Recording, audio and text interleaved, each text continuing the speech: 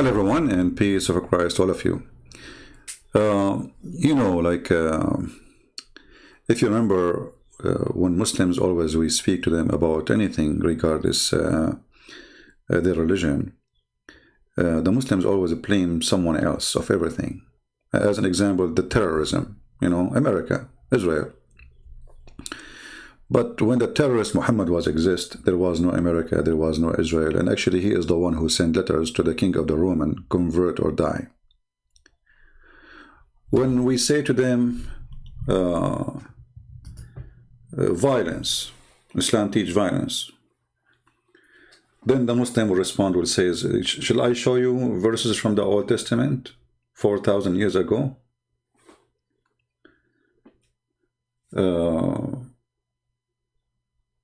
Always they have to blame somebody for what they do. Let us say, for the sake of argument, there's other religion believe in violence. That will not make you clear from your violence. You just said, okay, me and them. That's stupid of you. So they think always by throwing something on someone else. When you show me a verse from the Old Testament 4,000 years ago or 3,000 years ago, and I show you today, we are talking about time where everybody lived by the sword, died by the sword.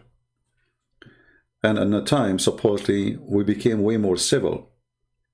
Today, not 4,000 years ago. So look what Islam did. The Middle East was way better than before Islam. Before Islam, the Middle East was in different level. All Muslims agree that Muhammad himself used to work for his wife. And this is before she became his wife. What happened to women after Islam? You see, they say to you that Arab, they used to abuse women, which is a lie. Because women in the Middle East at that time, they were masters. And Muhammad was a servant himself for a woman. There was a queens and leaders.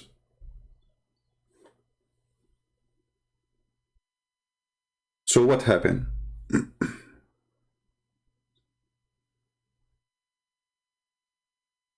You know what I mean? What happened exactly?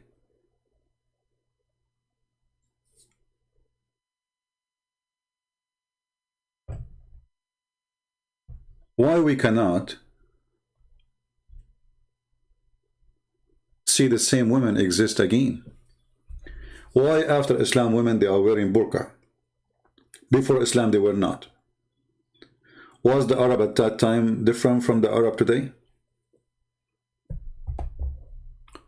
Was the Arab jumping over each other, and like when they see a woman in the street they jump on her? You see, all the stories we hear from Muhammad and his companions about the Arab, we don't find that Arab were filthy. But Muhammad, he brought the filth to the Arab by making every human being think of the women in a very, very bad way. This is this filthy man, perverted man. He is the Prime Minister of Pakistan. Pakistan, not Pakistan, as in English. So Pakistan Prime Minister, he is as a Muslim, he's a genius. And he found out why there is a lot of rape in Pakistan. Okay, why? Explain to us. Pakistan Prime Minister. उसका direct impact पड़ा उनकी family system पे।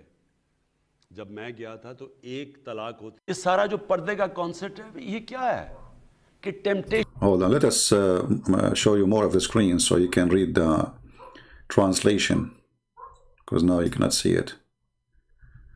Give me a second.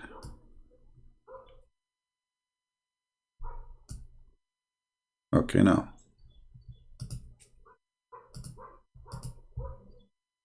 ये क्या है कि temptation ना हो माशरे में, कि टेम्पटेशन ना हो माशरे में। आप माशरे के अंदर There is no temptation in the society, brother, if you are wearing a veil.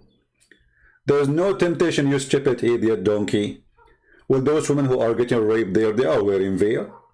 And let me show you how your prophet, the filthy prophet Muhammad, he got tempted by a woman she's walking by, and she was wearing a burqa. Was she? She was a Muslim woman wearing a burqa.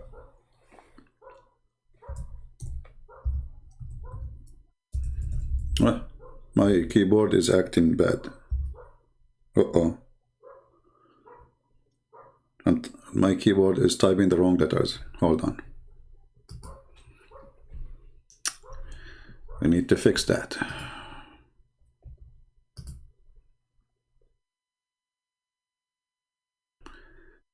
You see how this filthy religion function? Can you believe it? So if you wear a veil, we will not rape you. Listen, Muslim women.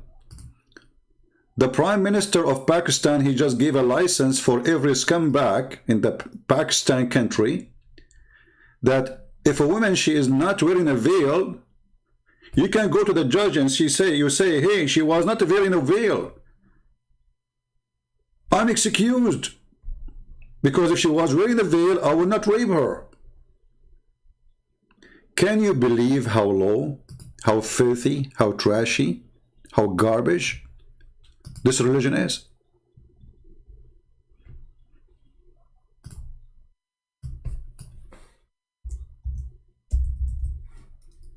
Can you believe it? Okay, finally our keyboard working fine. That's good. This is the filthy Muhammad, peace be upon him. A lot of peace on him. I mean, there's nobody in history was a criminal killer, rapist as he is, and they say peace upon him, Allah pray on him. I mean, you name it.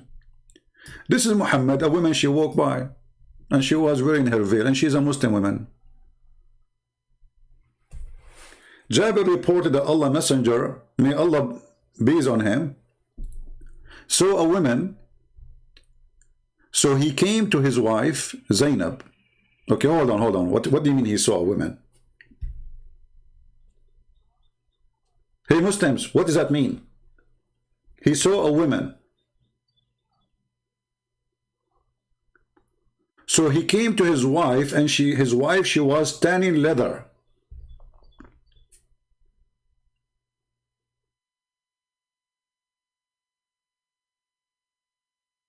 And he forced his wife into sex. You know, imagine, I don't know if you know how the villagers all days, they used to do tanning for the leather. It's a very, very tough process. Boiling water, adding color, putting the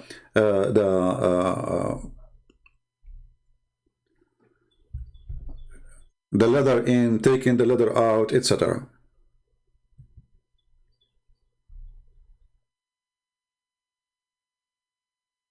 Just because he saw a woman. And then what he said, he did not say she is not wearing a veil and she made me horny. He said the woman, she advanced and retired in the shape of the devil. So the filthy Muhammad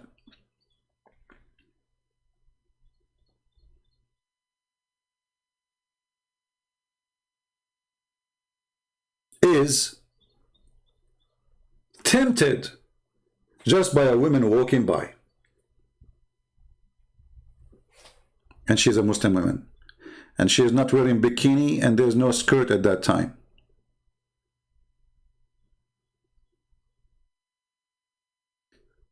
We have a filthy coward here. His name is Muhammad Saeed. Get out of here. I don't want to see you here. You are a son of Mut'ah for sure. Because any man who promote, and he said, this is a lesson for you, Christian Prince. When we are walking here in the street and I see women who they are wearing, you know, whatever wearing, short skirt, whatever, I don't jump on them. You know why? Because Muhammad could not make me a dog. If Muhammad was able to make you a dog, then this is a different story. I am a human. The dog Muhammad will not make me a dog like him. So if you are a Muslim, and you believe that your wife and your sister and your mother deserve respect, you should know, you should teach your children that women are not a piece of bone or meat. The second you see it, you jump on her.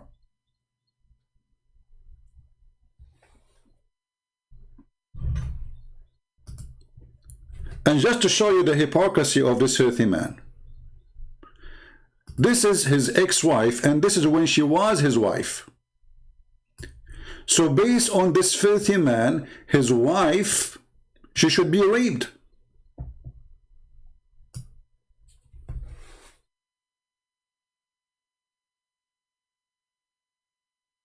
This is his wife, and this is when she was his wife. This is why her name is his last name when she took this picture. It says Jamima Khan, feet. This is the wife of this man. So he's asking people, if you see my wife, please rape her.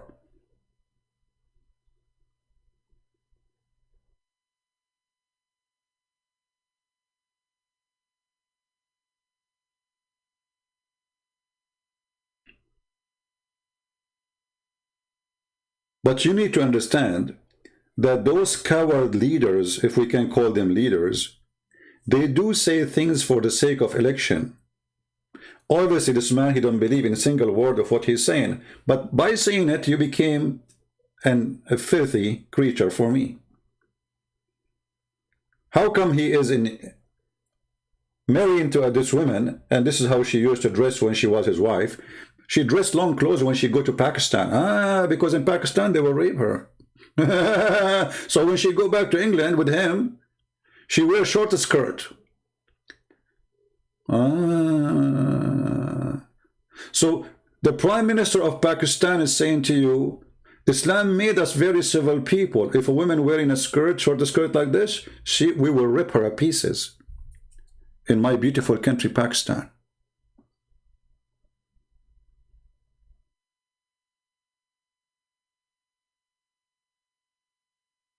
We know. That's why I'm saying when she was his wife. Somebody's saying to me she divorced him. Well, thank you very much.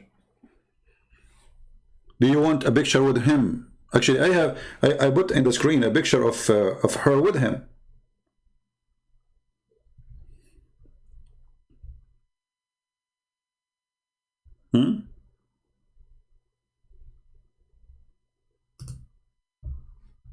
What is this? This is the wife.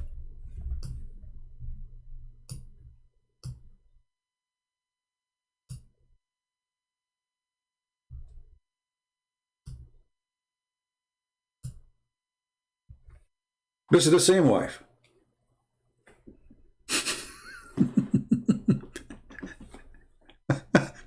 He's a rich man.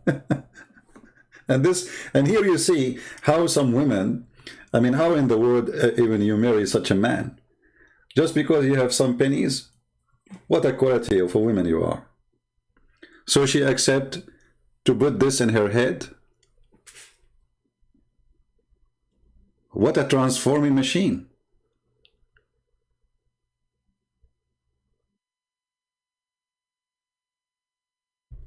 When she was his wife,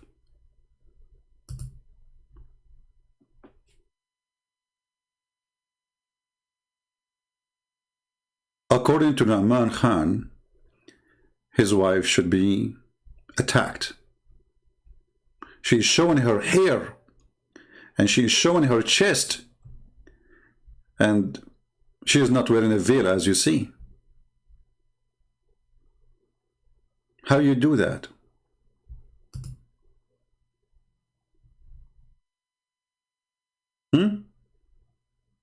Veil. He is saying you need to wear a veil, not only like wear conservative clothes. No, you need to wear a veil. How come when he was married, she did not wear a veil?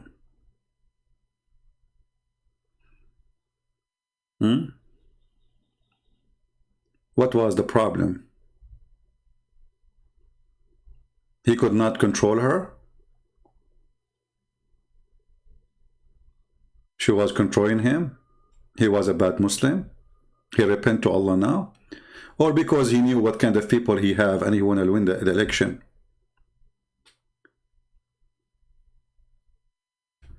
You know, Islam is the leader in Pakistan. It is a country of lead, brother.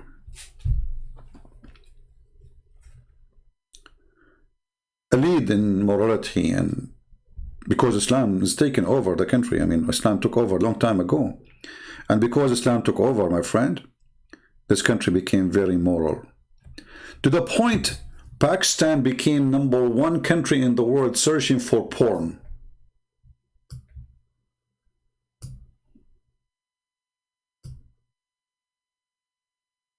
So now look what we did.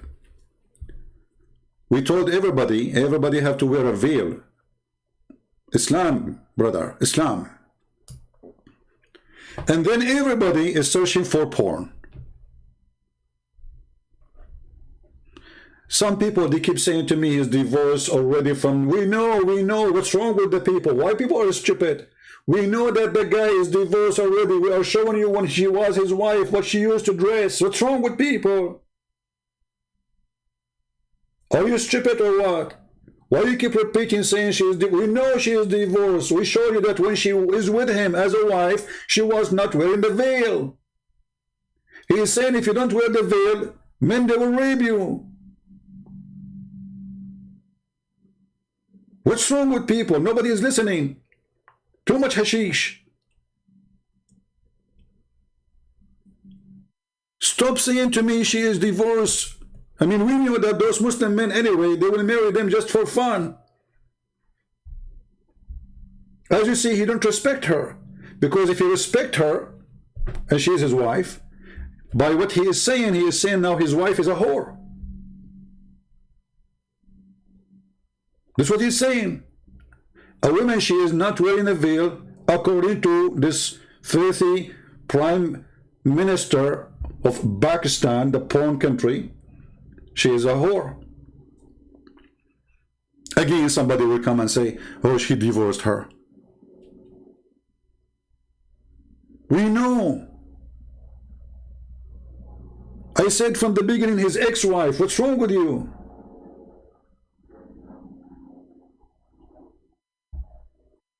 Drink some coffee if you're still asleep.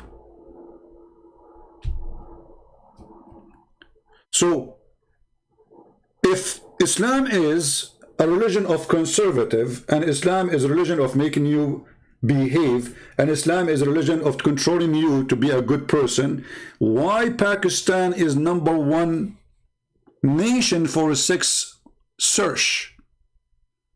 And it's called, according to, this is Fox News, Pornistan. Do you see it? Pornistan.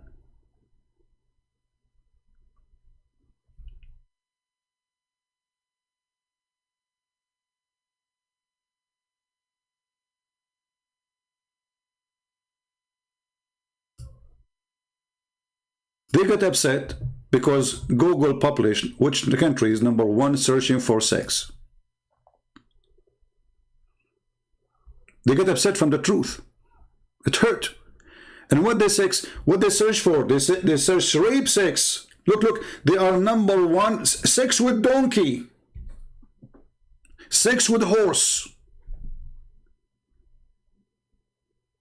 Do you see what they are looking for? Camel sex.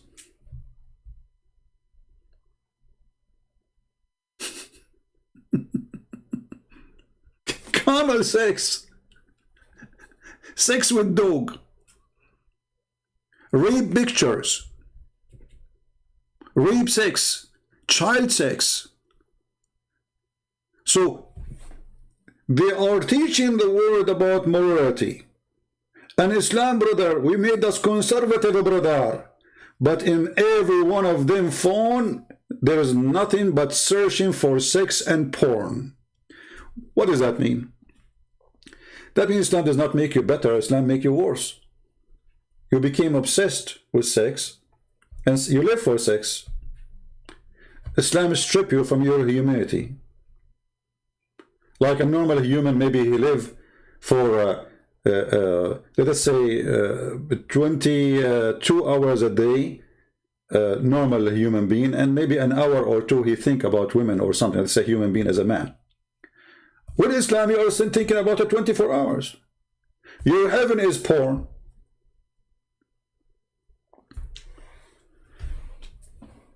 even in the heaven of Islam, when Allah, He promised Muslim men that they will have a lot of women for sex, look what He said to them. Because Islam make you believe that women are sexual property. Sexual property.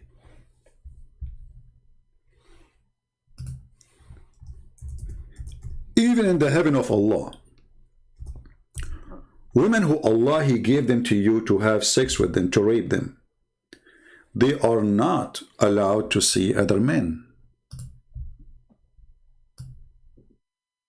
Chapter 55, verse number 72.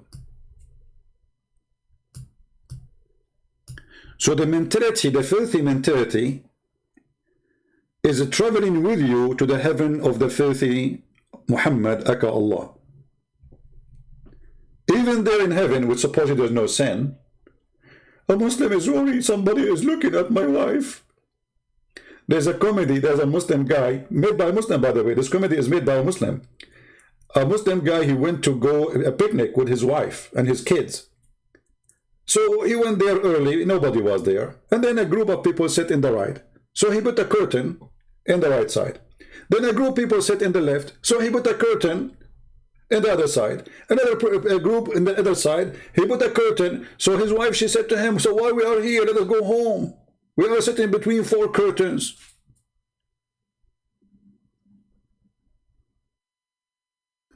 So now you are in heaven,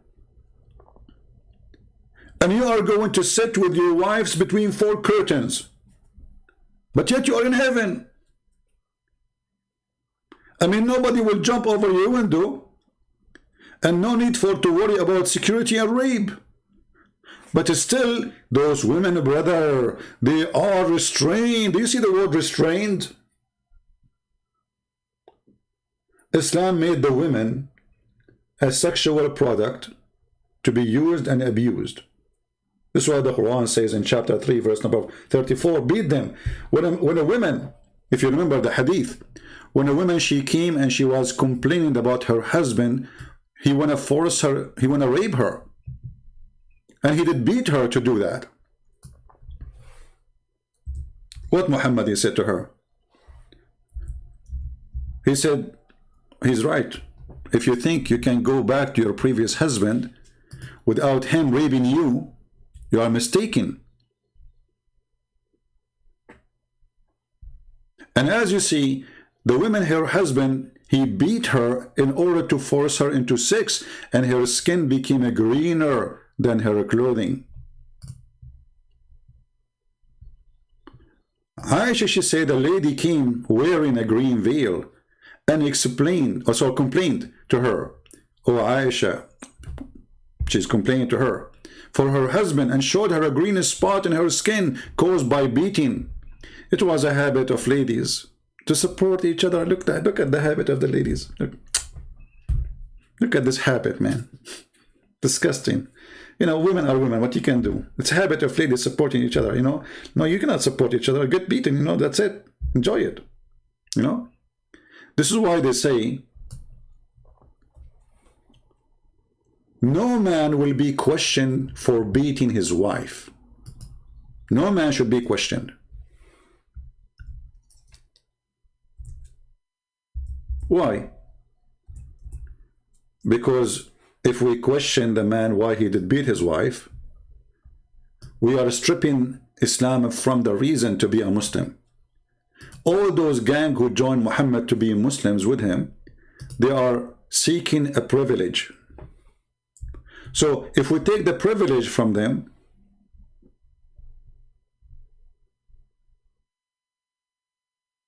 they believe Islam. All the privilege we see in Islamic cult is made for the man and the man only, and the women are just accessories. And why? Because Muhammad, he need those men to fight for him. It's not the women who will go and do jihad and kidnap some women for him. Even when Muhammad, he asked them to go and fight the Roman, he says, attack the Roman and get the blondie girls.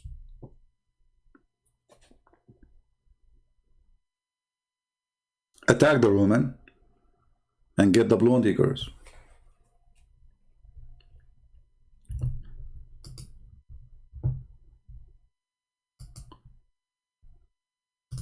Is Muslim women now saved from rape?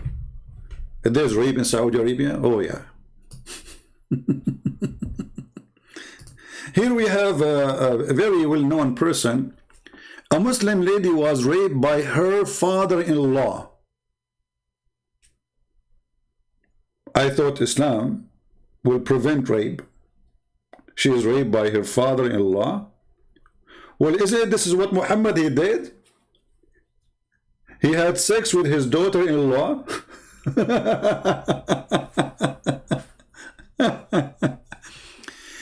And Islam, brother, create a solution, brother, for rape. Let us see the solution. I want to see the solution. I'm interested. Allah says in the Quran, in Surah Ahzab, chapter number 33, verse number 59, O Prophet, tell your wives and your daughters and the believing women that when they go abroad, they should put on the cloak, they should put on the jilbab, so that they shall be recognized and it will prevent them from being molested.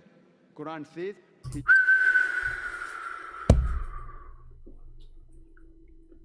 brothers and sisters, that will prevent them from being molested. Did you hear it? That will prevent them from being molested. You know what? I'm totally convinced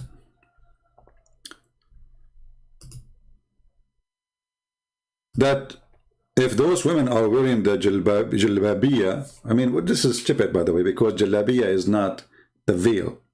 Jilbabiyya is a dress everybody used to dress at that time. In the West and the East, it doesn't matter. Stupid idiot donkey. But let us show you,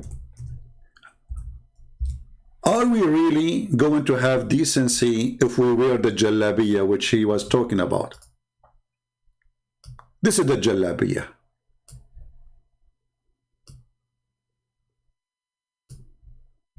Do you see it? This is the jalabiya.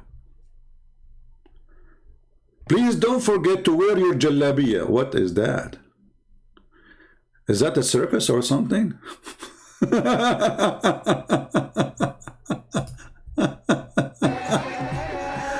Oh boy.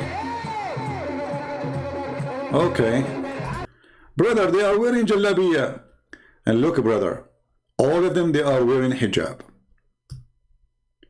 And if you listen more, you will see they are going to recite Allah, Allah, Allah, Allah. Jalabiya, brother. Jalabiya, brother, can solve all the problems.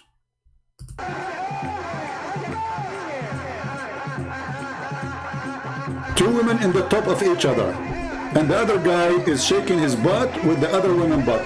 And remember, all they are wearing hijab. Praise be to Allah. You can't even see their face. Brother,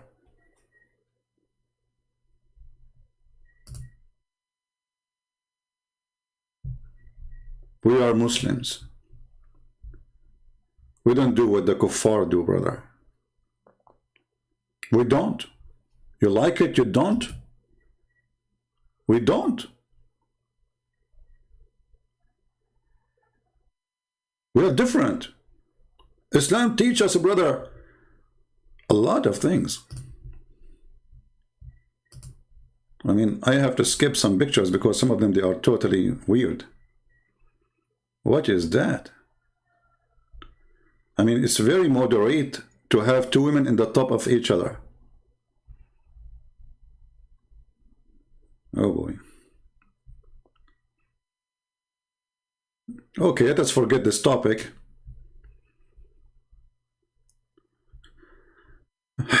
All right.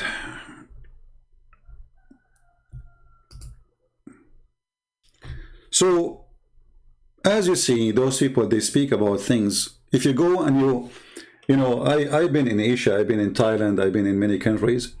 And in the month of Ramadan, everybody from Saudi Arabia, you find them in Thailand. They go in the Philippines, they go, etc. Seeking what? Are they seeking the beach? Are they? No, everybody knows what. Prostitution. And they come back with all the AIDS they have and etc. And then they sleep with their wives. This is why, you know, in Islamic countries, AIDS spread like fire. Why? Because a man have multiple partners, and all those men, 99% maybe, go abroad, have sex with the different women as soon as they get a chance to do it, because Islam made them believe that you can't do that. You see, in Islam, there's always a solution to have sex with someone else. Muta, as an example, as a solution. A zawaj friend, a friend, you know, they call it zawaj friend. What does that mean? Oh, brother, I cannot really have sex with this woman unless she marry me. So we can marry for a few days as a friends. And then, brother, we have sex. And then when we are done, we go. That's it. Bye-bye. Bye-bye. You know? Or even travel marriage. If you have my book, Sex and Allah, you will see how they legalize all kind of prostitution, but they call it marriage. They call it marriage. The one saying to me, stop mocking, get out of here. You are a follower of the mockery prophet. The one who called women equal to dogs and donkeys. The man who said women are coming in the image of the devil and they live in the image of the devil. The man who says all non-Muslims are najis, filthy, dirty. The one who says they are kuffar. I mean, all the names you call us and then you talk about mockery. What a coward you are.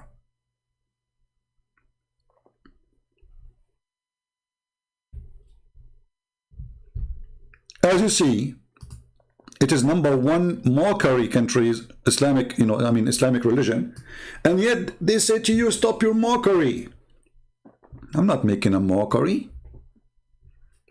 The one who make a mockery is your prophet. He's making mockery of you. He made you a sex maniac. He made you a sex toy. He made you stupid. That is a mockery.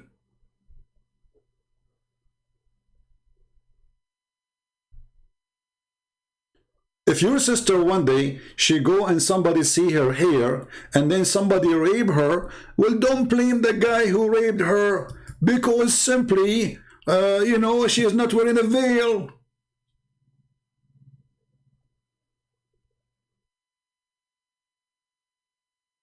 Sorry.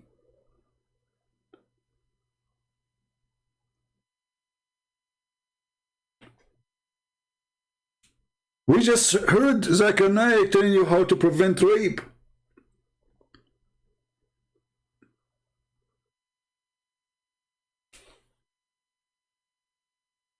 Then we go to different topic.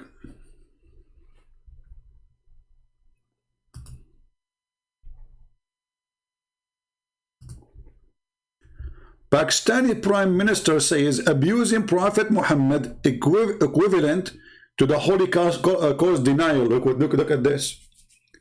Brother, what do you want to say to us? What do you mean, brother?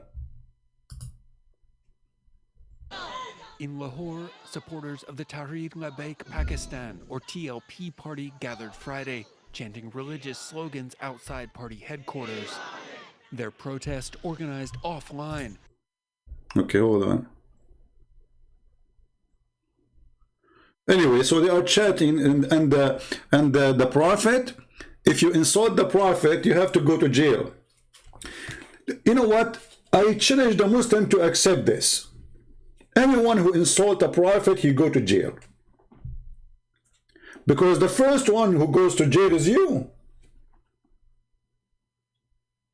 You insult everybody. You know, when you as a Muslim, you say Jesus is just a man, he's just a prophet, not God, that is an insult to me. So all of you should go to jail then. When you say Buddha is not God, well, this is their God, that's an insult. You go to jail. When you say the gods of the Hindus are fake, you go to jail. Do you dare to do it? Look who's talking. Look who is talking about insulting other people belief. Are followers of the insulting machine Muhammad. وَإِنَّمَا الْمُشْرِكُونَ نَجِسٌ. Those who don't believe in Allah, they are najis, filthy, disgusting. Forbid them from entering our holy land.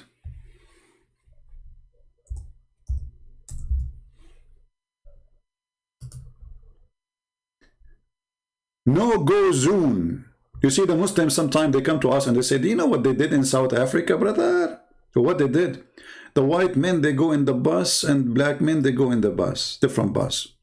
Well, you have this long before South Africa, based on religion. And you have it until now. And actually now the new crown prince, I think he opened Mecca for non-Muslims. Islam is collapsing. The rules of Islam, nobody want to believe in it.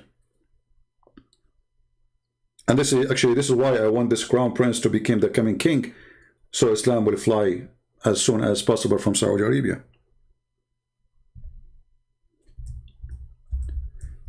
If you search in Google Muslims only Mecca and search for pictures,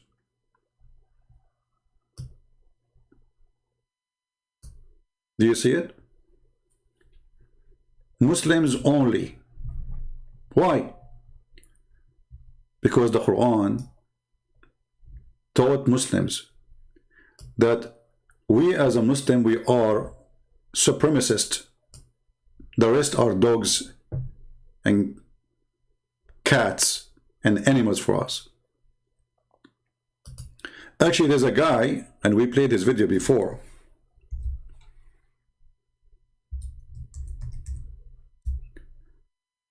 He made a video saying, reciting the Quran. He's not making his own. Saying, brother, look at those cows.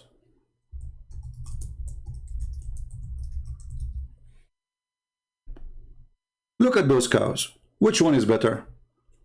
At least those cows are useful. At least those cows, we can get milk from them. Basically, I want to introduce you to the supremacist cult, racist cult, who believe that they are a race and it is higher than every other race. some friends that we have over here. We've got some cows, as you can see. They look a bit vexed. I'm not going to get too close because they look a bit aggy. It's the cow gang. They look like they're on this thing. Basically, brothers and sisters, just seeing the cows reminded me of an ayah in the Quran where Allah subhanahu wa ta'ala describes the people who are misguided. Allah subhanahu wa ta'ala says they're more misguided than the cattle. They are more astray than the cattle, right? Than these cows. And if you think about it, brothers and sisters, a human being, right, who doesn't believe in Allah subhanahu wa ta'ala, he has less value than these cattle right here. Because at least from this cattle and these cows, you can get milk. At least from these cows, you can get leather.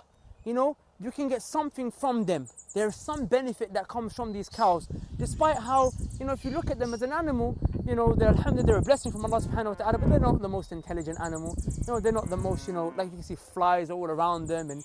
But a person who's misguided, a person who's astray, a person who doesn't worship Allah subhanahu wa ta'ala has less value on this earth than these cows. Because these cows, like I said, at least they produce some fruits, some meat can come from them, some milk can come, some leather can come. But what is going to come from a human being who is misguided? What is going to come from a human misguided? Look, he has a Mercedes-Benz behind him made by the human being who is misguided. This donkey, he has a Mercedes-Benz behind him made by the kuffar. The camera is using, made by the kuffar. The clothes he's wearing, all of it is made in China, made by the kuffar. The phone he's using is made by the kuffar. Even the cows there are owned by the kuffar. And he's asking you, what the kuffar provide, brother? At least the cows, they have milk. Well, this is a question I want to give it to you. What do you provide? Can we milk you? Like the Prophet Muhammad was squeezed by the angel 3 times and no mayonnaise came out? This is the supremacist cult. They believe that they are the highest, and don't blame them. This is coming all from the garbage of the filthy Muhammad. He is the biggest criminal. Muhammad, he told them that you are the best of mankind, Muslims. And because you are the best of mankind, I give you authority to go and bring everyone is not a Muslim and put a chain around his neck like a dog. The Quran chapter 3 verse 110, the supremacy verse. The supremacy verse of the Arab. You are the best of mankind. And when the Muslim, they say to you, this is for the benefit, brother, for the benefit. But they will not tell you what benefit we are talking about. Read carefully. You are the best people ever raised for, between two brackets, the benefit. You see the benefit? Oh, come on, do you see the word benefit? Benefit, brother, of mankind. And they will cut you there. They will not tell you what this is mean. They will say, see, the Muslims have been ordered to be giving benefit for mankind. And then says, the best for mankind are those who bring them with the chains round their necks till they embrace Islam. And by doing that, we force them to convert to Islam, brother, and they will not go to hellfire. Look how merciful this religion is.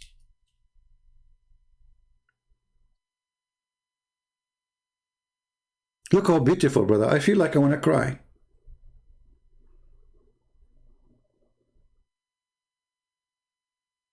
And then you will find a bunch of atheists and feminists and all this crazy stuff. They say to you, we love Islam. What? We love Islam. Well, Islam says beat the women. We love Islam, okay.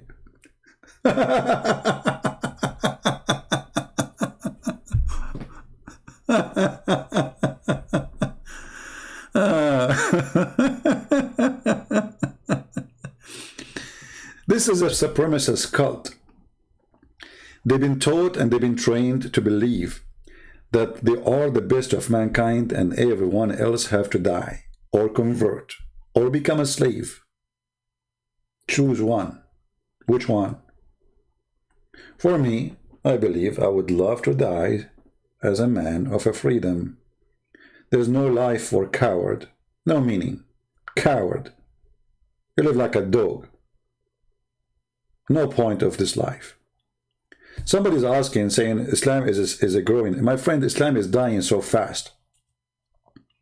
Islam is so dying so fast to the point they are trying to silence those who expose Islam. Do you see? All of this is a sign of a clear weakness. When they go crazy, stop insulting the Prophet because this was not used to happen before. Nobody dared to say anything. Things are changing. Islam is dying so fast.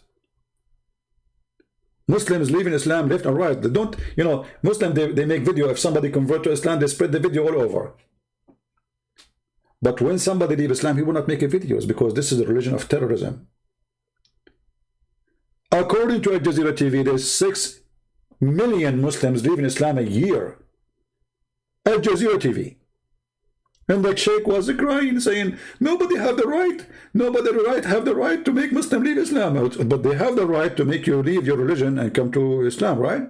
But we have no right to make you leave Islam, brother. 6 million a year, and this was many years ago. And now with the satellite, and now with the internet, and now the Muslims, they start seeing the stupidity and the garbage of Muhammad, and they are leaving left and right. And they think by doing more aggressive things, they can stop it. But as you see, anything now happening in this world is going to be in the social media in 2 seconds. ISIS exists for the last 1400 years, but nobody saw a video of ISIS before.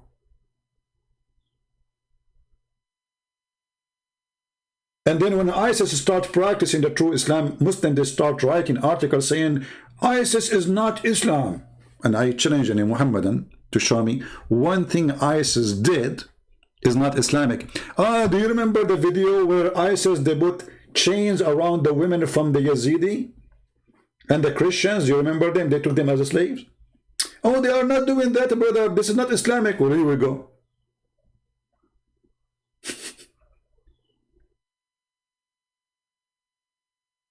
Slaughtering, killing, raping.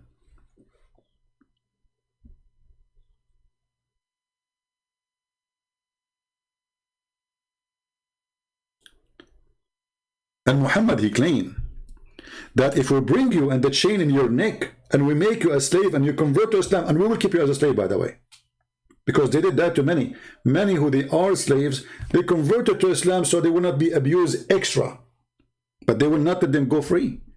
Actually, Muhammad himself, he did not let Bilal go free. See, the Muslim, they keep saying Bilal, Bilal. First of all, if Muhammad is a prophet against slavery, why he have Bilal anyway? Muhammad himself, he have tons of women for sex purpose, not to wash dishes.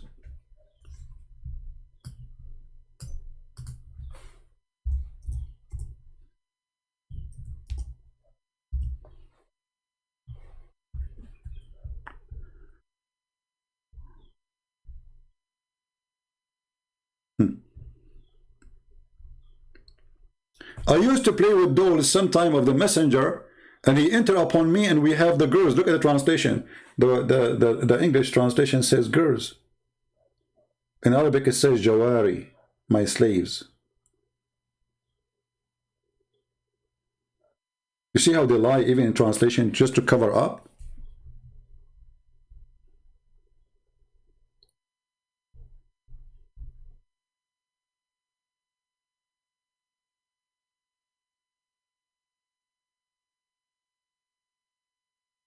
A man who had women and slave girls could have intercourse with all of them before he did ghusl. Do you see what we are talking about? A man who have wives and he have slave girls, he can have sex with all of them. I mean, what kind of a man he is going to have sex with all of them before he wash? How many? How many times you want to have sex? Perverted cult?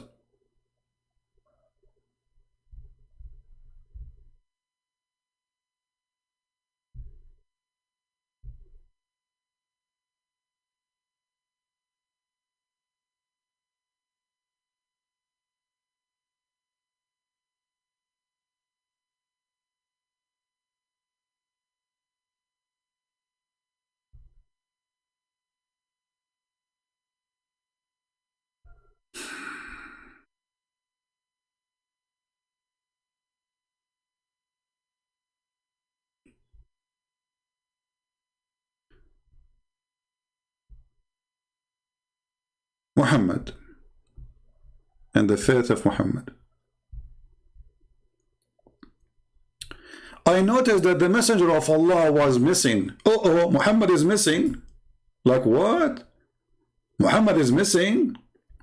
And I thought he had gone to visit one of his what? Sex slaves? How many he have?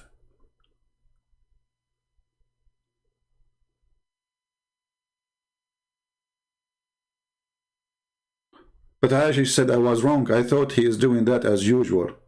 I thought he had gone to visit one of his sex slaves. How many he have?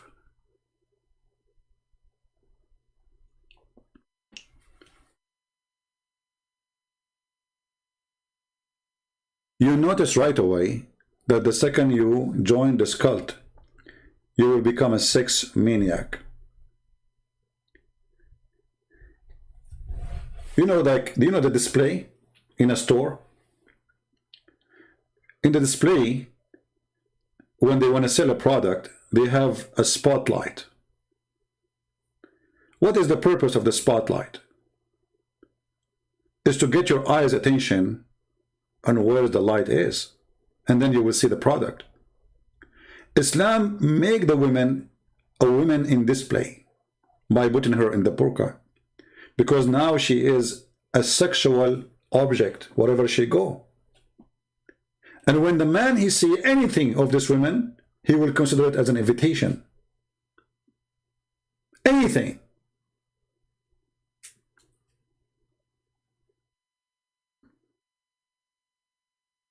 Oh, she showed me her face.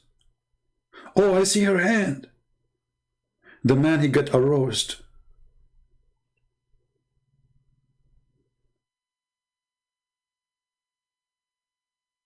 And now Muslim men are not even getting married in Saudi Arabia.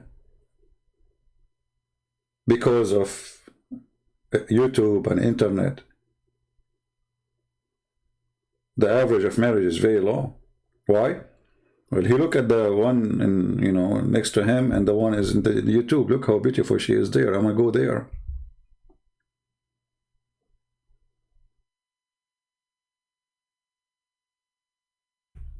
I remember when I was in the Middle East, one day, you know, in the Middle East, like you have, it's different, like the way the buildings is done. So like everything is concrete. So, you know, I was in the roof. We have like a nice yard in the top of the roof. And suddenly everybody is fixing his satellite. The whole town is in the roof. Afternoon, I went to walk. I was like a teenage. And then the kids, who they are in my age, they say, did you change the direction of satellite? I said, why? They said, because the 6 channels, they are in different satellite now. And then I understood why our neighbor Sheikh Muhammad was changing the satellite, and why the other neighbor, and why the other, everybody is in the roof. Everybody. When I saw them in the roof working satellite, I said, what happened? So I went downstairs. It's working. Everything is working fine. You know, TV is working. But the porn channels, brother, they are moved to different satellite. So everybody is adjusting his satellite. This is why Islam did not bring anything civil to the life of a human being. Wherever Islam goes, filth come.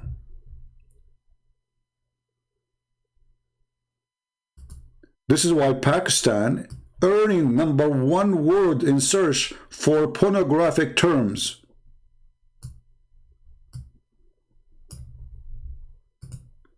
And notice here in the article, they are saying that the Muslims are so upset from publishing this in the internet.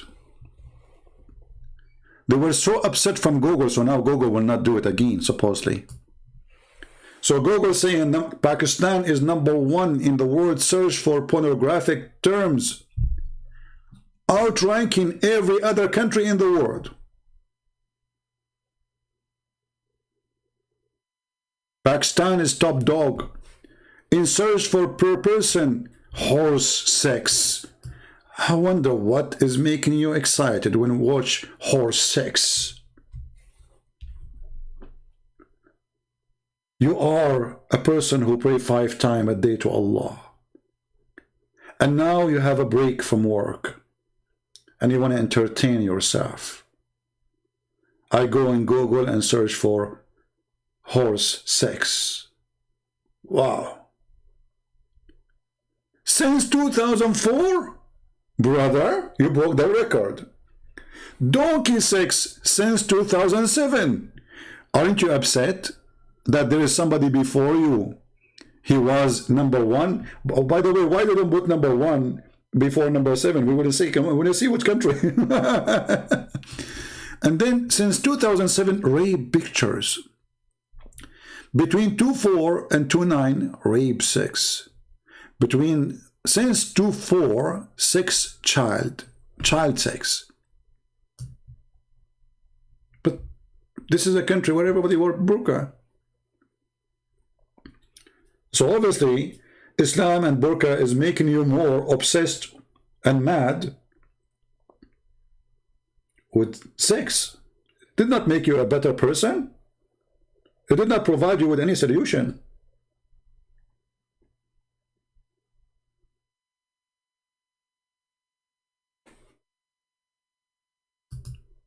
So my friends, Islam obviously is a very evil cult. And Islam made the women a sexual object in everywhere, in every verse in the Quran.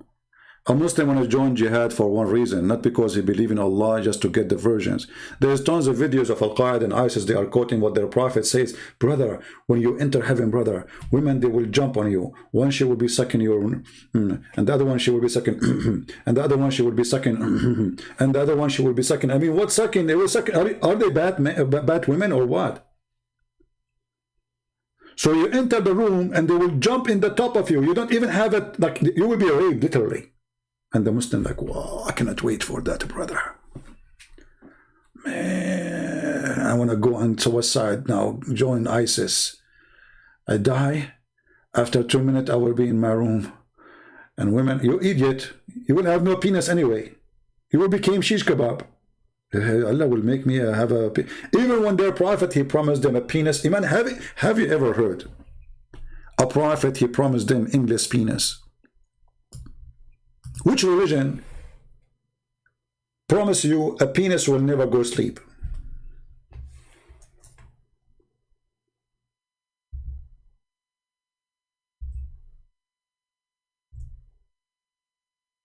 Huh? Just I'm wondering, what is the religion which will make you hear such a thing? What kind of a prophet?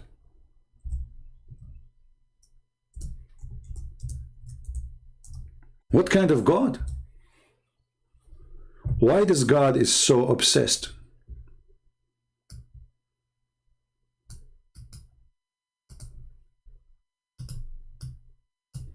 With penises and vagina. And the funny, the Muslim, they say to me, Christian Prince, why you keep talking about things? I am the one who's talking about it.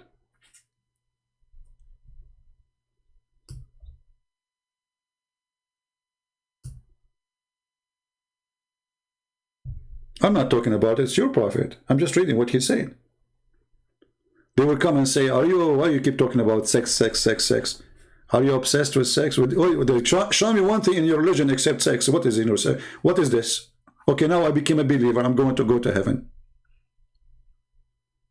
Have you ever heard Allah told Muhammad that your penis will never go sleep? He told him that. This is the holy message of Allah by the holy message of the Prophet to the holy believers. Brothers and sisters, you will have a penis will never go limp. Good news. We.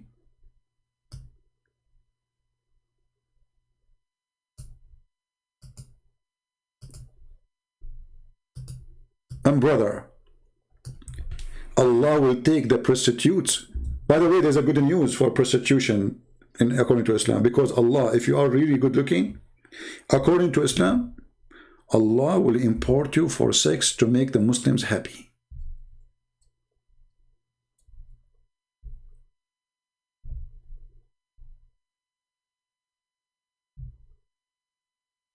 Allah will import you, literally.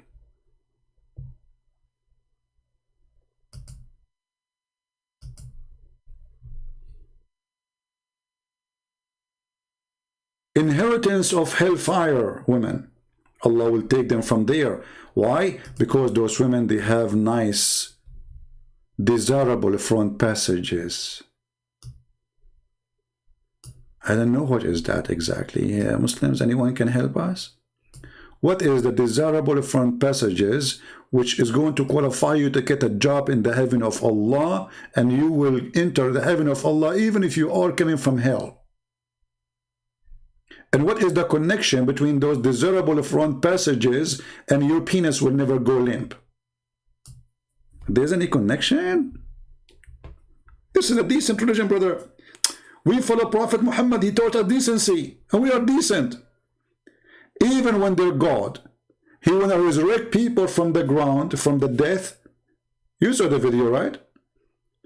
Allah will do ejaculation. Allah will do what? He will do ejaculation. And then his ejaculation will cover the earth, and then all the dead will come.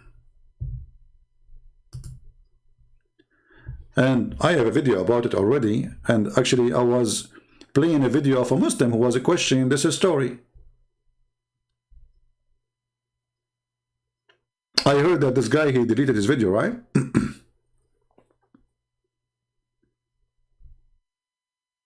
Abu Layth? Did he? Somebody told me that he deleted after I made a video about it, but I think it's too late already. People have, you know. So it was a Muslim who was asking himself,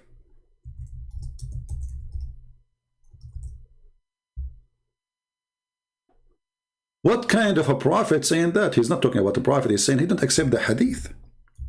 You see, when the Muslim, they see something very stupid,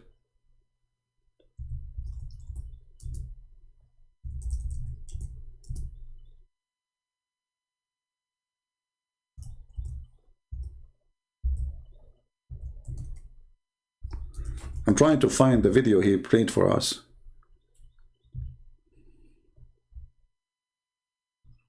Well, I find my video is not the video he said. Oh boy.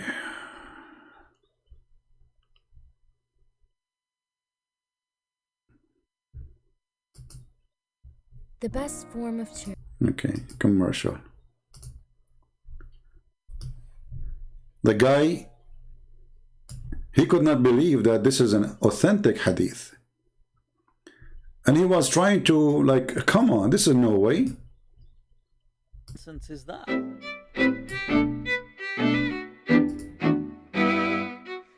We can say that the Quran strongly suggests, the Quran seems to have a very strong indication that Isa is coming. However, it is not definitive and it is not conclusive in and of itself.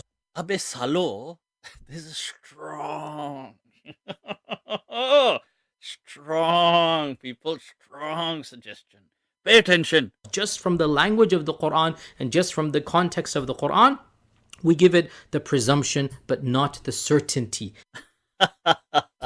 So that's the strong strong suggestion Jesus is coming in the Quran. It's not actually anywhere in the Quran, but khair, strong. As for the hadith, this is where, of course, the issue becomes crystal clear.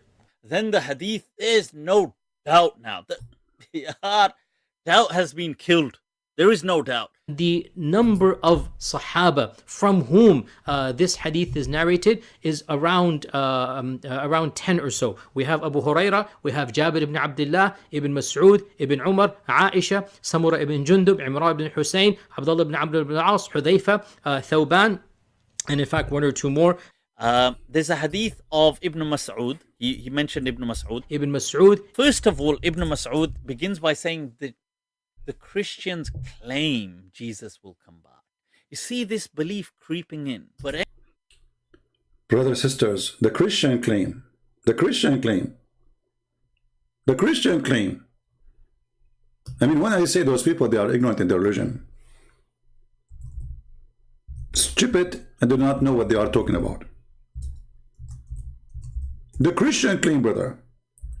The Christian claim. It's not the prophetic claim. Brother, this is the Christian claim. Brother, the prophet said, I swear by Allah, the one who have my soul, that the son of Mary, Jesus, will shortly descend on you. And by the way, this is a false prophecy, because he said, liyushikna, which means almost there. Not only is going, it's not a prophecy about the future, he's almost down. Do you see it? The Christians say, I mean, this would happen when you get a kid trying to refute somebody he have knowledge. anyway, check this out. Check this out. More interesting, people. I want to bring your attention. Elaborate detail on the end of time. What's going to then happen is, look at all of this. What will, he goes through in, details. This is going to happen. That's going to happen. A wind is going to come. Ya'juj, Ma'juj are going to come. People are going to die. All this stuff.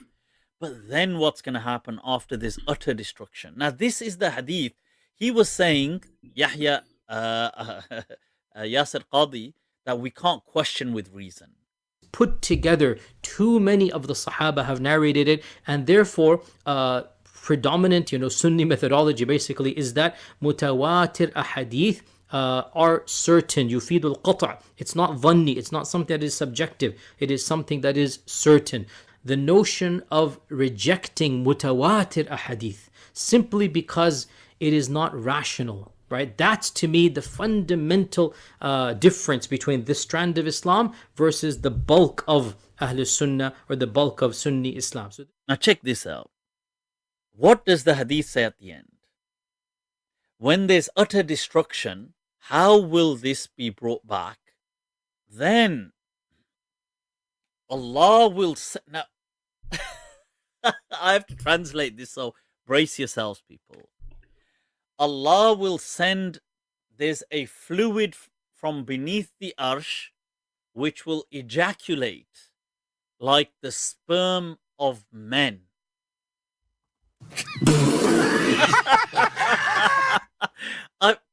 Whoa, people, let me repeat. Look at it for yourselves. ثُمَّ يُرْسِلُ اللَّهُ مَاءً. Allah will send down on earth, shower down on earth, fluid from beneath his arsh. So beneath his throne, there's a collection of fluid, which is كَمَنِيِّ الرِّجَالِ, which is like the sperm of men. This is going to shower down on the globe, and what's going to happen is this is going to then give birth to once again life. So sperm. So for that, people, I had to yeah. So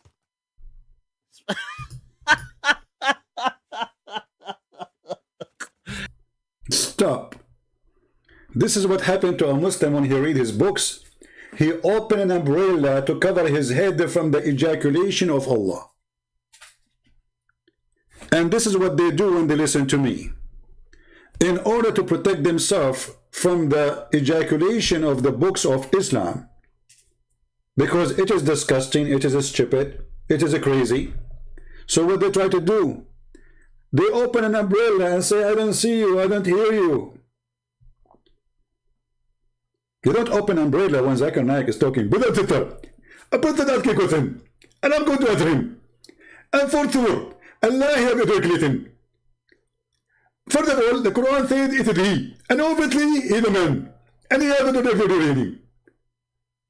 Please sit there, put your umbrella down. There is no sun.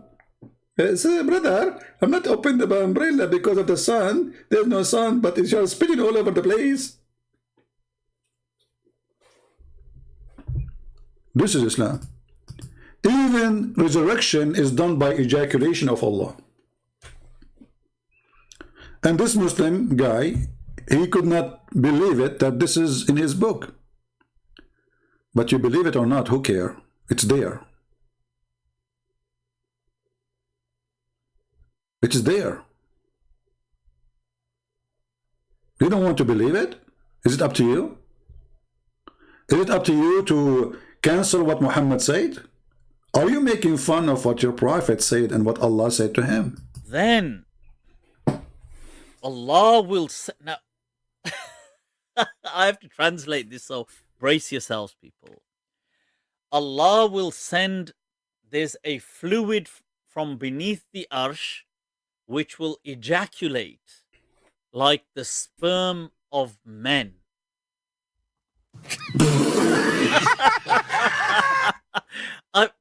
Whoa, people, let me repeat. Look at it for yourselves. ثُمَّ يُرْسِلُ اللَّهُ مَاءً. Allah will send down on earth, shower down on earth, fluid from beneath his arsh. So beneath his throne, there's a collection of fluid, which is كَمَنِيِّ الرِّجَالِ, which is like the sperm of men. This is going to shower down on the globe, and what's going to happen is this is going to then give birth to once again life. So now where Muhammad is getting this, this is from the god of Baal. You know Baal? Allah is Baal, the same god. Like they have different name, but obviously the same method. Baal, the people in the old days, those who believe in Baal, he ejaculate, and then spring come. And women get fertility, and even animals, they have babies. That is Baal who fertilizes everything. Allah is the same as Baal. It's different God, different name, different territory. The God of fertility. My friend, the one who's saying, Abu Hamid, that South Korea is going to hand over Rahat John Austin to Islamic State of Pakistan. Okay, let me ask you, why we Christians don't give support for this guy? If you are Pakistani people who support freedom for your country, why you don't organize yourself and ask some Christians to join you? And I'm sure many they will join you. Those who live where the embassy, there's many embassy for South Korea. There's one in California, there's one, etc. Go, do something. Make a big sign. Don't do that. You know, let people talk about it. If you want to help this guy, do something. Posting in a chat only is useless. If you want to help this guy really, if we really care for this man to be saved from deported to Pakistan, and we know what will happen, and I wonder why even South Korea would do such a crime when this country majority is a Christians. So stop complaining, do something. Those who care, they do. Not only they talk about it. And please next time don't say the word X-Gen. Don't shorten the name of Christ. Christians, not X-Gen. We are not X and Christ is not X.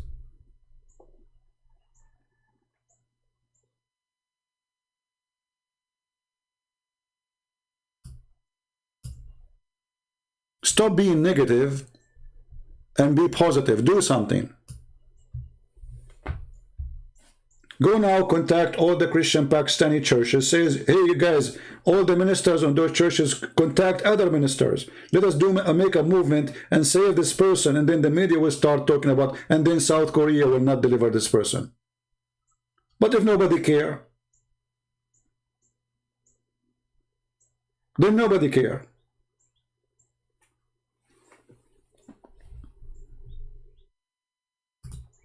And remember one thing. If you think that you can do nothing, you are mistaken. If you think you are just an individual and you are weak and you are not important, you are mistaken. You are weak when you decide to be weak. And you are strong as army when you decide to be strong. I can show you in my email how many strikes I got from Pakistani government complaining to YouTube.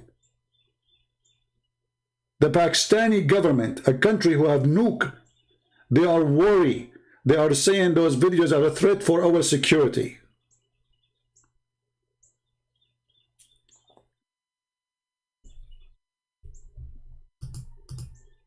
You Christians are weak when you decide to be weak.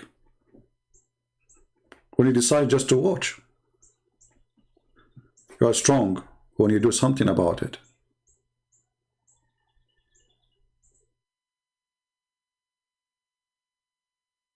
And we are very strong. But the problem became, we became so much, okay, we trust the Lord, we trust the Lord. Okay, my friend, the Lord said to you, work and I am with you. The people of the Lord are working people.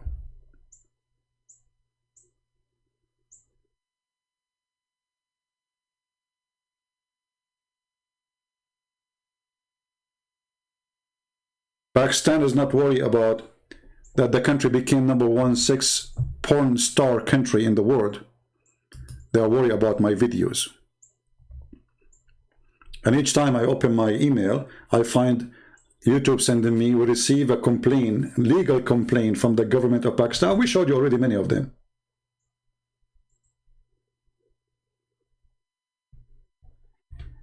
No, I don't want to unblock Saeed. Let him go. We are done with this kid. You say it one more time, I will block you too.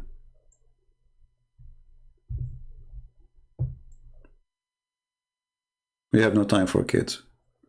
So, when this religion speak of dignity, you should know better that this religion have no dignity. Their prophet, even he allowed them to have rent, to rent women. Have you ever heard of a religion says you can rent women? How you can do that? And this is God teaching. It's God teaching to rent a woman. And they explain to you how Islam teach, brother, that renting women is the best thing to do, brother.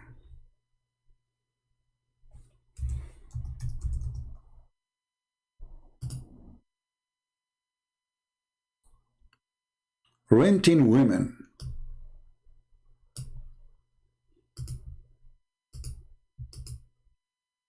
The 4 pillars of mut'ah. Okay, what is the 4 pillars of mut'ah? They explain to you that it has pillars. Look, this is very well organized religion. Pillars, brother. We have pillars of prostitution. Okay, what is the pillars? Can you tell us about the pillars, brother?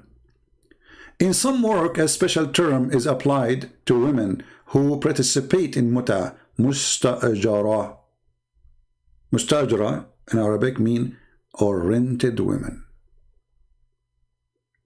Mut'ah is considered as a kind of rental because in general main basic aim is the kind of this marriage, they call it marriage, look at this, is sexual enjoyment of the women. So they say to you, burqa, they say to you, we are conservative, they say to you, my friend, this religion is the most lousy hippie cult ever exist for mankind. It is sex perverted establishment. From sex with the children, to sex with men, to sex with women. And by the way, there's a guy, he posted like in Ezekiel, it says that the lost and have sex with etc. And the, my friend, you stupid idiot, this is about a city. This is about a city, this is not about a woman. You are stupid and don't like your prophet. The whole city. There's 2 cities. This is not about one woman having sex with a camel, you idiot, with horses. But for someone like you, watching Zakir Naik, obviously you are super intelligent.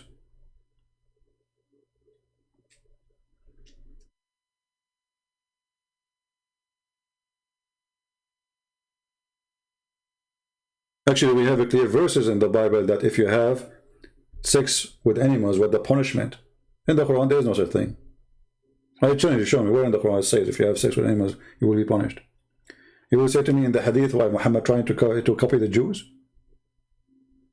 I can show you the fatwa where it says that having sex with animals during the Hajj will not destroy your Hajj. Your Hajj is valid.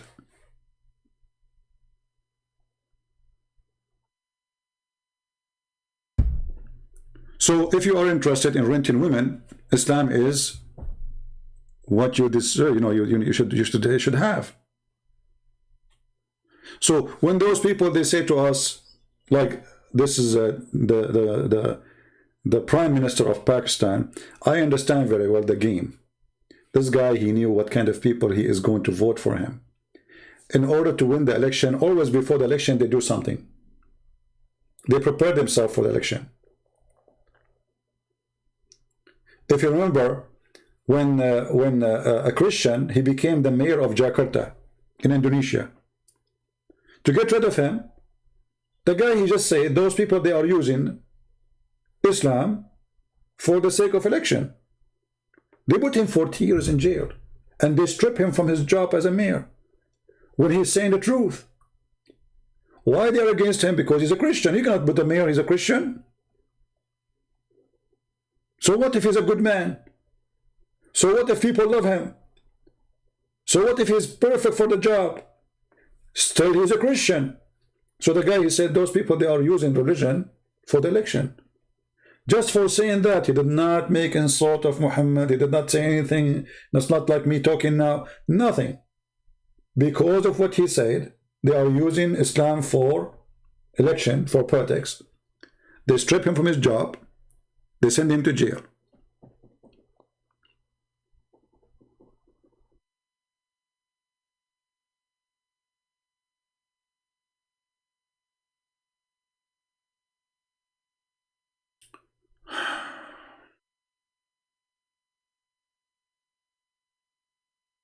Can you show us the Hajj verse, having sex with animal?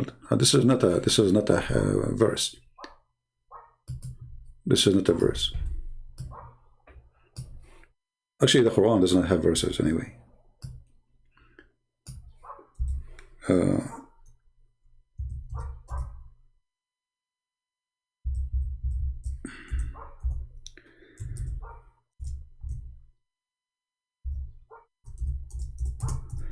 Let us see.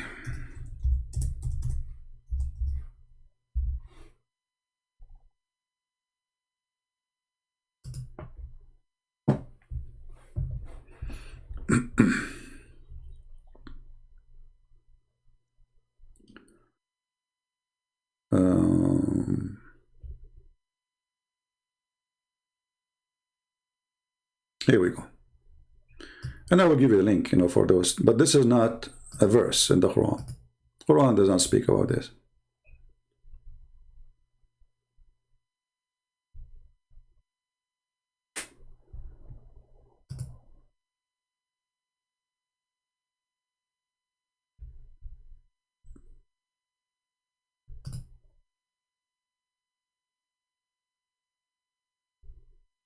Let's see.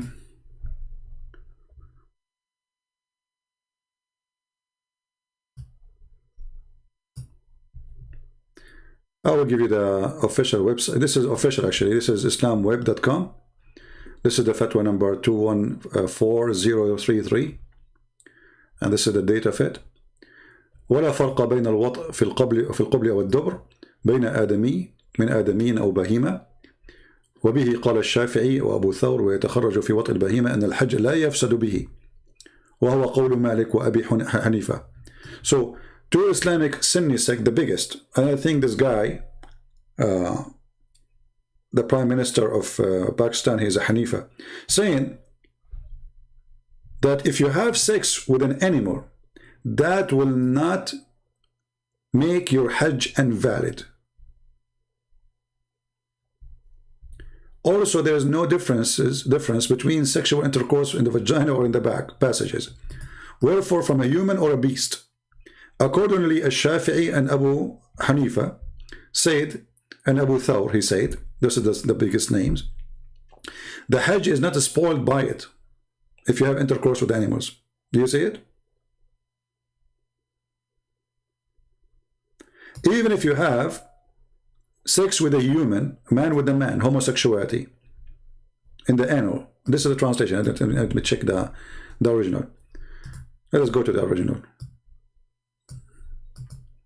This is the book of Kitab al-Mughni, page number, let's see which page this one, doesn't say which page we will find it, because it shows many pages in the same link.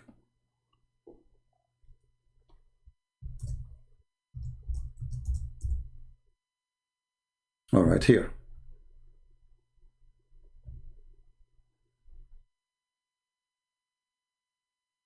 So what they are talking about, if you have sex with the animal, you know, it's okay.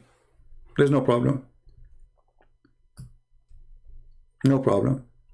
And this is two or three of the biggest sect of the Muslim Sunni. The Muslim Sunni, there are four.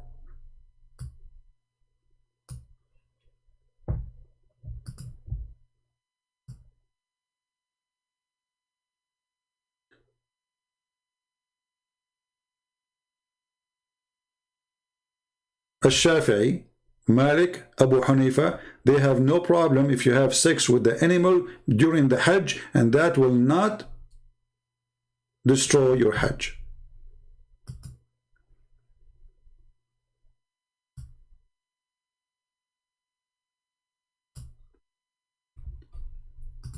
What do you want more?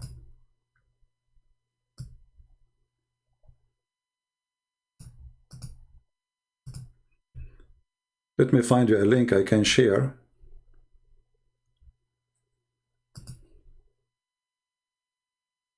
Here we go. This is a link we can share. This is better because it shows you the hadith directly. But it's in Arabic. You have to use Google Translation. You can save it in your reference. All right.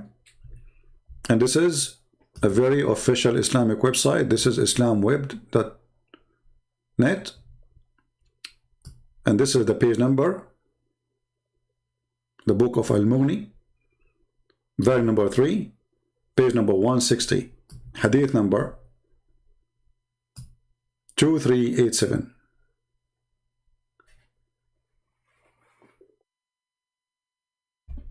This is Islam. And always I need to warn you that when Muhammad and they speak about adultery as an example, they say to you, Islam is against adultery. For Muslims, adultery is different from adultery for us. For Islam, promote adultery. Actually, there's verses in the Quran say clearly and showing you what the Muslim used to do with the slave girls. Slave girls, they've been forced into prostitution in the time of Muhammad. Women, Muslim women, they complain that their men, they became pimps. Muhammad, because he cannot make his men angry, and he liked the idea actually, making good money, he says, force not your girls into prostitution. And if you force them, Allah is all merciful. There's no punishment, there's no penalty, and it's okay. And this is telling you that Islam promote prostitution in the time of Muhammad, and Muhammad never made a punishment for prostitution. Force them not if they choose a chastity, which means give them a choice. If they like to work in prostitution, then there is no sin. This is a chapter 24, verse number 33.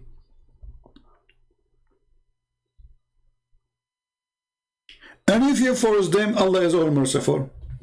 That's it. Don't worry about it. Do you see it? So don't be fooled when they say to you, Islam is against prostitution, Islam is conservative, Islam is the most lousy. Have you ever heard of a prophet, he ordered women to give their boobs to an adult man to suck it?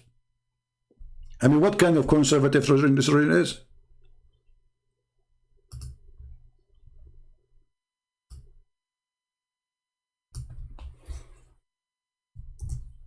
Have you ever heard of this before?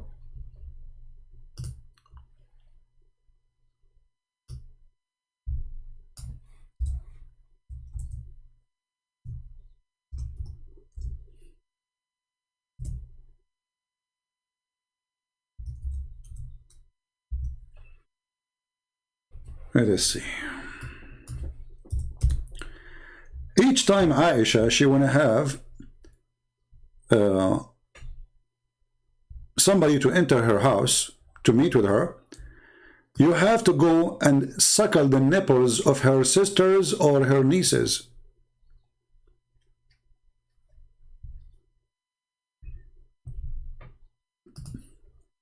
Let us show you the hadith.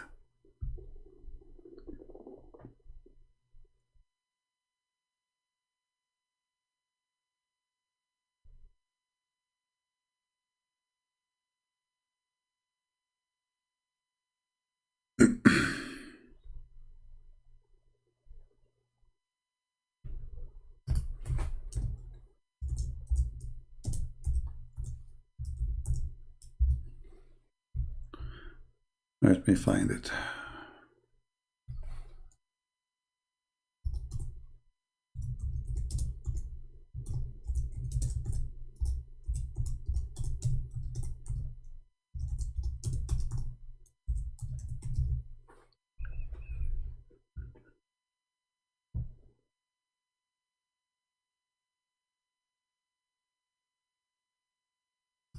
Here we go.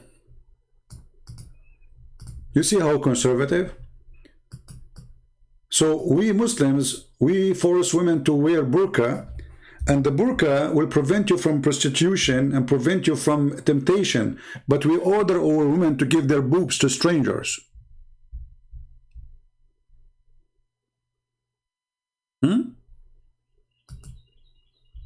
Anyone want to enter upon Aisha, he have to go and suckle her sisters.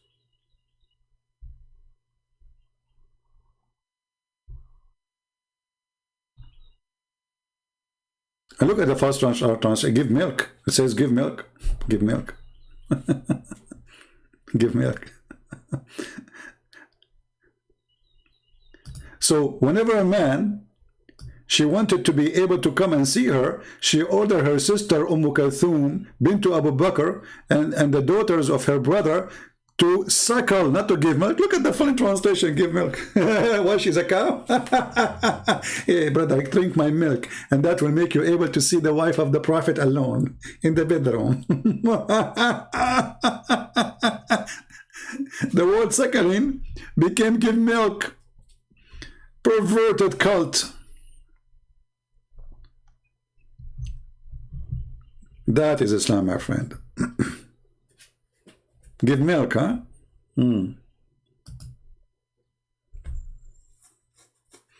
Actually, there was a Muslim sheikh in Twitter. He was talking about this, what the Prophet taught, and we should follow it. You know, I mean, why we should not? This is what the Prophet said. And there's a kid, his name is Mimi Hijab, if you remember him. This guy, he said, because I said the same thing to a Muslim woman. He said, sexual predator, Christian Prince. Sexual predator. And then look at the coward. Look. Okay, can I suck your wife tit and make her haram? He is debating with the sheikh. The sheikh is reading the hadith of the Prophet, ordering Muslim women to give their boobs to strangers. Mimi Hijab, who said that because I said the same thing, but I did not say to the women, I said to her, suckle me. The Prophet says, suckle me. He made video, says, Christian Prince, sexual predator, brother, sexual predator. And look at the filthy coward. I said to the women who called me, who she said that Jesus was doing the same for his mother, she is filthy. They said he is sexual predator for quoting their prophet. And now look what he's saying. Okay, can I suck your wife? And then a Muslim, he said to Mimi Hijab, what kind of mannerism are these? Shame on you, Muhammad.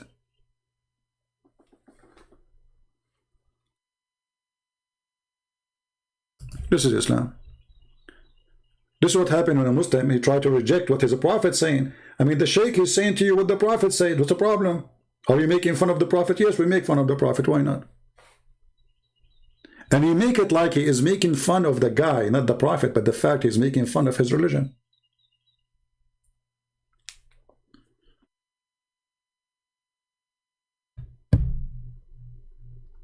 Right?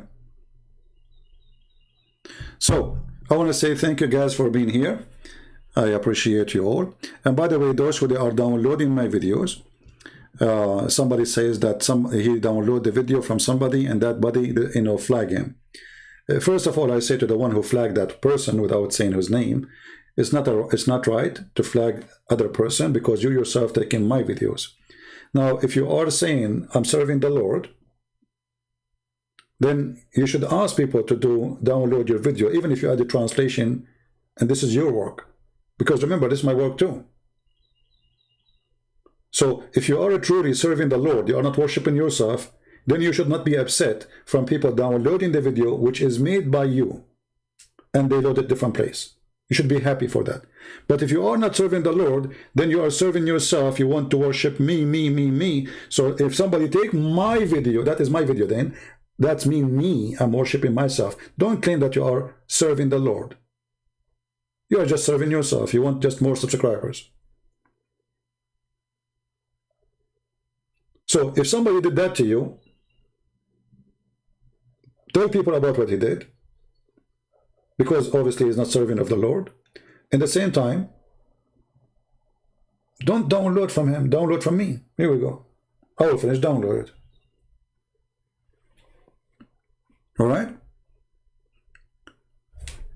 Always you need to remember to stop, if you are really a person who believes in Christ, not to think about yourself. I don't care if I have 1 subscriber or 10,000 or 1,000,000. For sure I like more, so more people will come, right? But at the end of the day, all your subscribers are mine because they are listening to me anyway. Is it about numbers on my page or numbers everywhere to people that can see the truth? Are we trying to serve the truth, serving the Lord, or we are serving a person who have his own ego, who want people to worship him? If you are a servant of the Lord, you wash the feet of the people. And this is how we wash your feet, with knowledge. We cleanse your feet from the dirt of this earth. So my friend, be a servant for the Lord, don't be a servant of your own. Because if you do so, you and your ego will go with you, or your ego. You will die soon, nobody will remember you. And the Lord even will not remember your work, Because he will say to you, many they will say to me, Lord, Lord, God, God. I say, depart away from me, I do not know you. They said, we did all the work for you, we did even miracles in your name. He said, you did not do it for my glory, your glory. So don't be one of those. Serve the Lord from your heart. Love the Muslims. We don't hate them. We are speaking against Islam, and we are trying to save them from this garbage. It's called Muhammad, Islamic supremacist cult. Don't hate. Don't teach violence. If you want to help the guy in South Africa, the one who is, they are going to deport him, start right now, contact your minister in a church, say, hey, there's a guy, this is what will happen to him. Let us do something, if you are Pakistani or not. I wish I can do the same. I don't have any minister to contact, really. I don't do business with the churches, sadly. Because most of them, they don't like what I do. My topic is very aggressive. They want to spend their day just doing sermon and rituals. Nobody want to fight for the truth. But if you go to church, and I encourage you to go, find a good church to go to, find a good man to listen to, tell them, let us do something. You can have a peaceful strike in the front of the South African embassy. TV stations will come. Call newspapers, TV stations, so they will know about you are there. And be sure to do it legally. Don't break the law. Don't be savage. Don't use violence. You are a Christian, remember that. Do it legally. There's embassies everywhere in every country. Talk to your church, see how you can organize it. Contact the authority if you need to get a license for that, in case you need it. And then stand with this poor man who is going to be deported. Do something. Right? Do something. This person now, God knows what he is thinking. The whole world left me alone. Nobody cared for me. If I am a famous man, if I am important man, the whole world will talk. If I'm a Muslim, the whole world will talk about him. But he's a Pakistani Christian. And we knew how they are treated. So what we do, we just watch what's happening. Why not all the Pakistani, they organized, all the Pakistani in USA, in Europe, etc., go and make a strike in the front of the South African embassy. Don't give this man, you have no right. Because we know what will happen to him. Or what is a crime, what he did. Like if he's a criminal, if he's a rapist, send him back. If he kills somebody, send him back.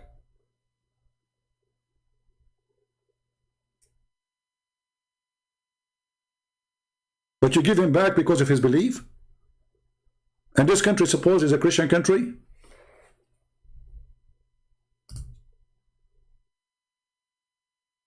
So do something.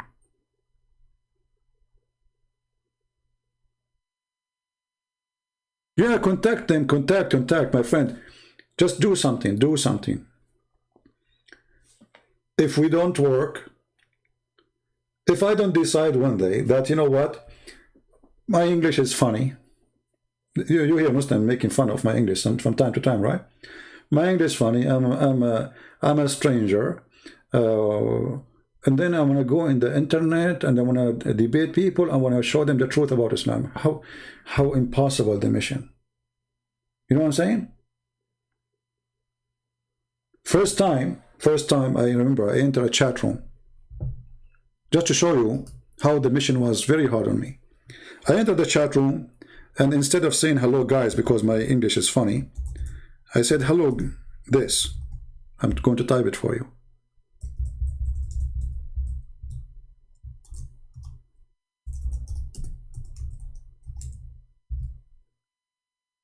And then right away they start cursing me. And I said, what's wrong with those Americans? I just said hello to them. I said, hello guys.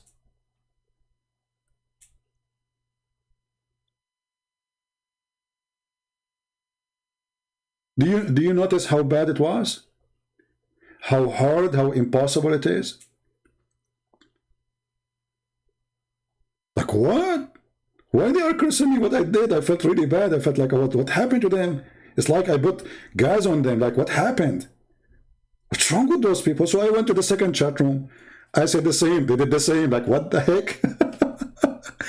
What's wrong with those people? They are crazy American people, you know? Like, it's not me who was driving in the opposite highway direction. So my friend, sometimes the mission, it sounds like it's impossible. But if you are a person who believes that you can make a difference, you can. Go and see in Indonesia if we say now how many people in Indonesia they knew about me, you will not believe it. I'm nobody. I mean, who am I? I'm no one. I'm not a bishop. I'm not a priest.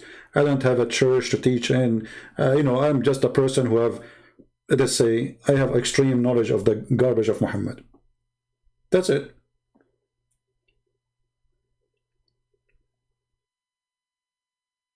And I never thought even I can write books in English. That will be crazy. But the Lord always provides people who help you to fix your grammar, to fix your English, to make it better, etc. So I write what I can write, and then people they volunteer to help my grammar to fix it.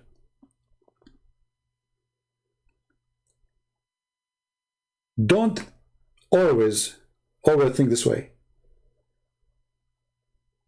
If you don't jump in the ocean, you will never learn how to swim. You will never.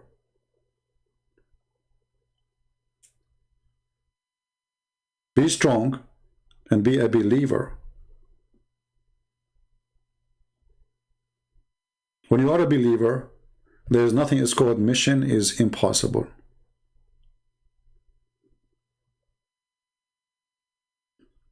And now we have my books translated to many, many languages. Russian, Polish, somebody now working in the Romanian, we have Indonesians, we have Albanian, Bosnian, Croatian, we have German, we have Dutch, we have a French. I mean, imagine my books are translated to all languages in the world, and most of them is given them for free. Isn't it amazing what one person can do? So imagine if every one of you, he says, I can do the same and even better. The Lord, he gave every one of you as a gift, and sometimes your fear prevent you from using your gift. You're afraid to be laughed at. You're afraid that people will make fun of you or whatever.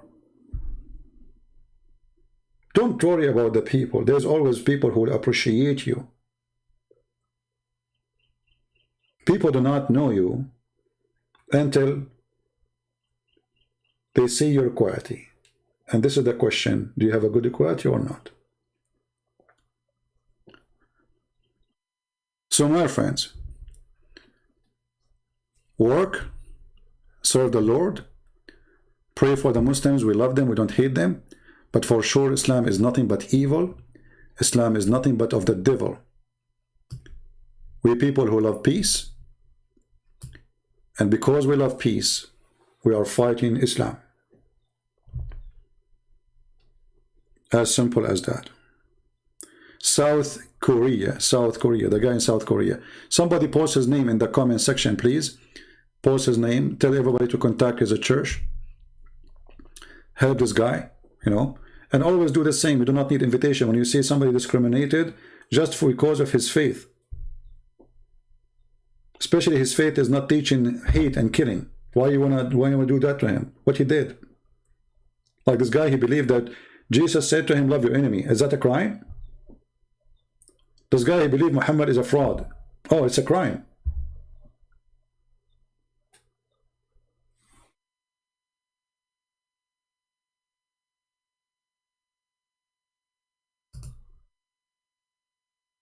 I want to always, by the way, I know that people don't need my thanks for those who support us, because I don't talk about it. Like I go live on air, I should, I go. I never said anything about donation, but I'm very thankful for those people who support us, because if they are not doing that, I will not be able to give my books for free.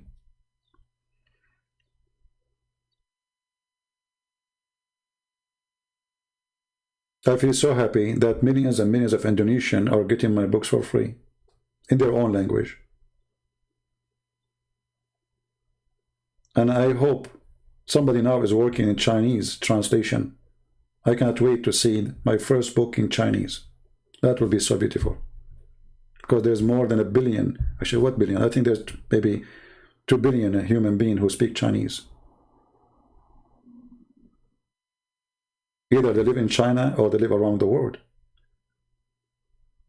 Read the truth about Islam in the Chinese language. And imagine, all those people who translate my books, they do it voluntarily and for free. See how the Lord always provides you? Do you see how He supports you? I did not pay a penny for any of my books' translation.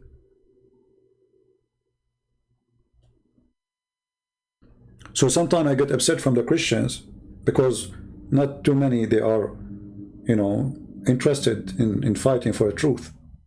But there is many, they are good people. And they are doing really great job, and they did. And they are from all the churches. Protestant, Catholic, Orthodox. I have people working translation from everywhere. This is what makes us one church. The Messiah, the love of the Messiah. The priests, they divide us. Christ, He unites us. And this is why the devil, he hate me. The devil, sometimes he tried to test me, to make me divide the Christians, as many priests they do. As the Quran said, in chapter 5, verse 14, Allah, He said He will spread hatred and enmity between the Christians until the day of judgment. We will not let that happen. We will not serve the devil, Allah, aka Muhammad. We will not allow anyone to spread hatred between us as a Christians. And even we don't hate Muslims. Imagine if you are a Christian and you don't believe that you should love your enemy, then you are not a Christian. So how you love your enemy, but you cannot love your brother in Christ? Christ unite us. The devil divide us. And based on this, remember this always. Who is the one behind dividing the Christians? It is the devil. It is not from Christ. We are one church. And we have one master. I want to say thank you all of you for being here. May the Lord bless you. And maybe tomorrow we'll have a new topic. Don't forget to subscribe if you did not yet. And if you are already, don't forget to unsubscribe, because Allah will give you a blessing for doing that. The good deed, bad deed. Bad cup, good cup, Allah.